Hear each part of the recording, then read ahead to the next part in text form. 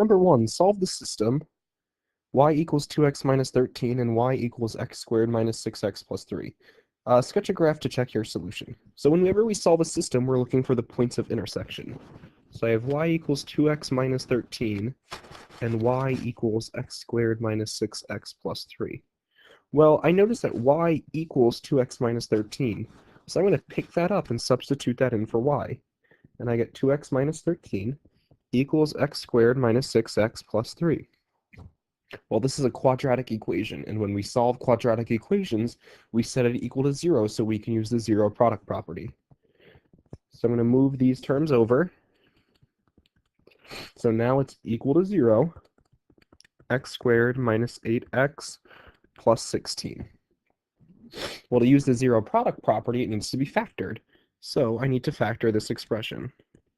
What multiplies to 16 that adds to negative 8? Well, x minus 4 and x minus 4. So this tells me once I use the zero product property, x equals 4 and x equals 4. So it appears that there's only one point of intersection of x equals 4. But I'm not done yet because I need to find the point of intersection.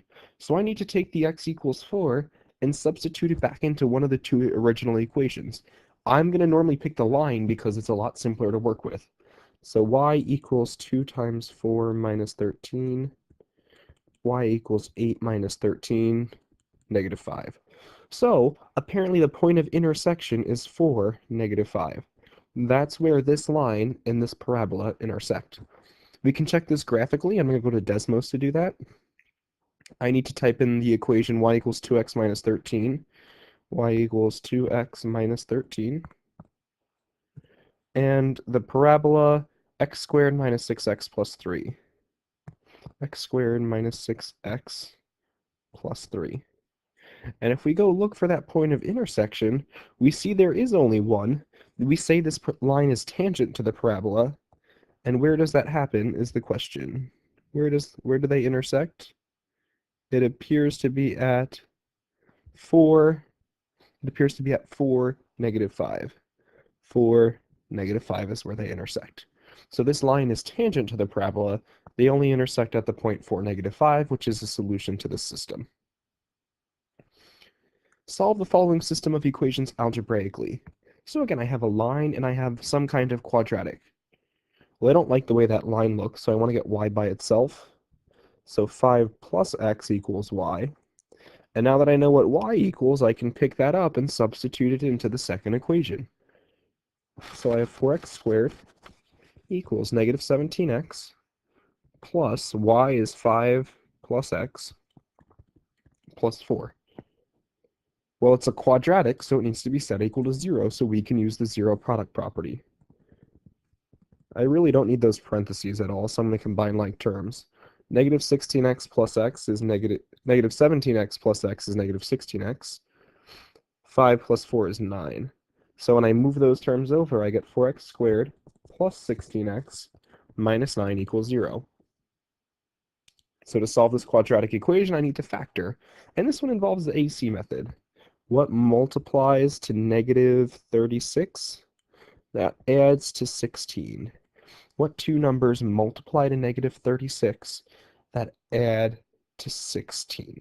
Hopefully you came up with negative 2 and 18. Negative 2 and 18 will add to 16 and multiply to negative 36.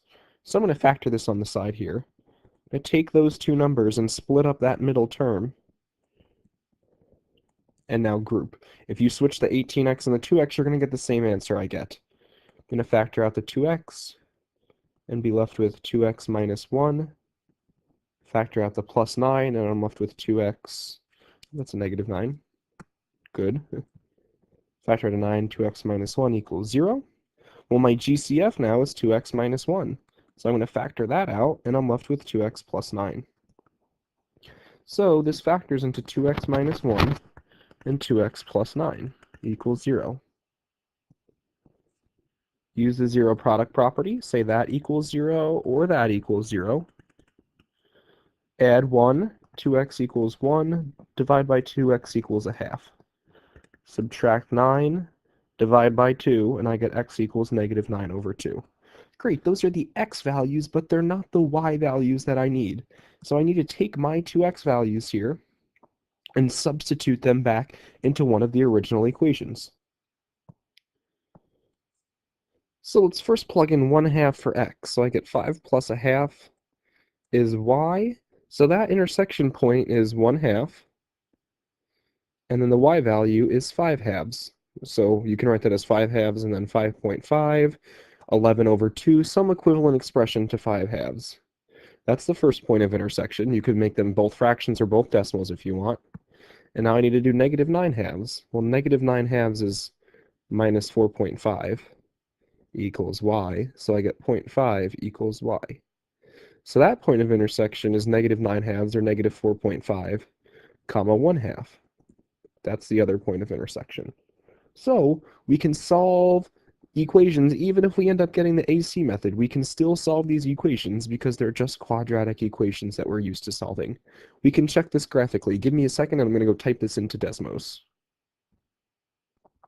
So after you type these into Desmos, you see that the line, the green line, and the purple parabola, even though I don't see the minimum of that, intersect at negative 4.5, and then 0.5, 5.5. So negative 9/2, 1/2, and 1/2, 11/2, regardless of how you write them. But that is the point, those are the point of intersections. This question was on my Algebra 2 trig region, so a little throwback here. Number 3, find all solutions to the following system of equations. So I have a line, and hopefully you recognize that structure as a circle, the structure of that equation to be a circle, but it doesn't matter what it is, I'm just going to use substitution to solve the system. I'm going to say x equals negative 2y because I don't like the way that looks. If you like dealing with fractions, you could solve for y, but I prefer not to deal with fractions, so I'm going to pick up negative 2y and plug that in for x. Negative 2y minus 1 squared plus y minus 1 squared minus 5 apparently equals 0. And now I solve this equation because it's in one variable. I'm going to have to square both of these out here. On the side, maybe you need to use a table, write it twice, do something so you square those correctly, not like a 9th grader would. So after I square these binomials, I get 4y squared, don't need the parentheses, 4y squared plus 4y plus 1 plus y squared minus 2y plus 1 minus 5 equals 0. If you need help getting squaring those, come see me. I'm not going to do those out on the video because I just use the identity. Combine like terms, so I get 5y squared minus 2y minus 3 equals 0. So it's a quadratic set equal to 0, so it needs to be factored, so we can use the zero product property. AC method is definitely needed here. What multiplies to negative 15, that adds to negative 2. That's negative 5 and positive 3. So 5y squared minus 5y plus 3y minus 3 equals 0. You can take out a 5y and left with y minus 1. Take out a positive 3 and I'm left with y minus 1 equals 0. So this factors as 5y plus 3 times y minus 1. And I want to know when does that equal 0. Using the zero product property, we get y equals 1, or this term equals 0, so subtract 3 and divide by 5 and get y equals negative 3/5. Those are the y values. I still need the x values. So I'm going to take both of those and plug them back into our original equations to get the x values. You could use the first one, or you could use the transform one. Just make sure you transform that one correctly. So this gives us x equals, multiplied by negative 2, give me positive 6/5. Plug in 1, and I get x equals negative 2. So the points of intersection of this line and this circle are 6/5, negative 3/5, and negative 2, comma 1. Those are the solutions to the system of equations, because if I plug them in, I would get true statements there. So I graphed both of those equations in Desmos, and I got a line for the first one as I expected, and I got an equation of the circle for the second one as I expected. This has a center of 1, 1, and I'm going to move that over in a radius of the square root of 5. Hopefully we remember this from geometry. but the point of intersection is -6/5, 3/5, and 2, -1, as we got here. So it's always good to check your solutions graphically if you can. This one would be a mess to check on your TI-84, but you could. Desmos comes to the hand and saves us lots of time. Find the x values that are in the solution set of the following system of equations. So they just want the x values. I don't need to find the point. I just need the x values here. Y equals 3x minus 6. I'm going to pick that up and substitute that in for y. So 3x minus 6 equals x squared minus x minus 6. It's a quadratic, so I'm going to set it equal to 0. I like positive x squared terms, so I'm going to bring these terms over. 3x. 0 equals x squared minus 4x, and then that's 0. So I need to solve this quadratic equation, and some of you might be panicking because it's not a trinomial. It's not the difference of perfect squares because 4x is not a perfect square. So I'm going to factor out an x and get x minus 4. Just take out the GCF. Now I can use the zero product property. That equals 0, or that equals 0. And because just asked us for the x values, we're done. We could go back and find the y values, but it just wanted the x values, so we're done. Is 3,1 a solution to the system of equations shown below? Explain your reasoning. Well, if this is a solution, I should be able to plug it into both of them and get true statements. Remember, points are x comma y, so x is 3 and y is 1. Does 1 squared minus 3 squared plus 32 equal 0? Well, 1 minus 9 plus 32, that equals -8 plus 32 is positive 24. Positive 24 is what I got. Does positive 24 equal 0? No, not the last time I checked. So I don't even need to keep going. Because it doesn't satisfy that first equation, it is not a solution. Not a solution. And because it said explain your reasoning, you should write a sentence which says something along the lines of, it doesn't satisfy the first equation, so it's not in the solution set of the system. It is not a solution because it doesn't make both of the equations true. It makes the second one true, but it does not make the first equation true. And we end with a challenge question. So this is a system of a quadratic and a circle. So I am finding the intersection points between a quadratic, a parabola, and a circle. We can still use substitution though. Y equals x squared minus 2x. I'm going to pick that up and sub that in for y. X squared plus x squared minus 2 squared equals 4. I need to square that binomial, use a table, use something.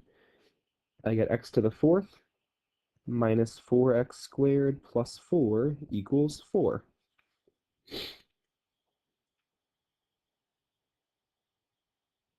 Now, I'm going to go through and simplify this, and I get x to the 4th minus 3x squared plus 4 equals 4. We need it set equal to 0. So x to the 4th minus 3x squared equals 0. Take out my GCF. X squared minus 3 equals 0. I can use the zero product property.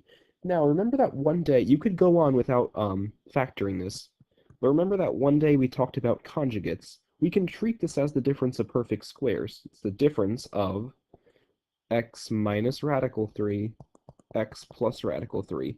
Or you could solve that using square roots. But I know using the zero product property that my solutions are x equals 0, x equals radical 3, and x equals negative radical 3. If you solve that using square roots, which we haven't talked about yet, but you should remember from 9th grade, you get the same answers. But using conjugates is nice there, because it's just the difference of perfect squares. So those are the x values. I now need to get the y values. Well, if x equals 0, I'm going to plug that into y squared.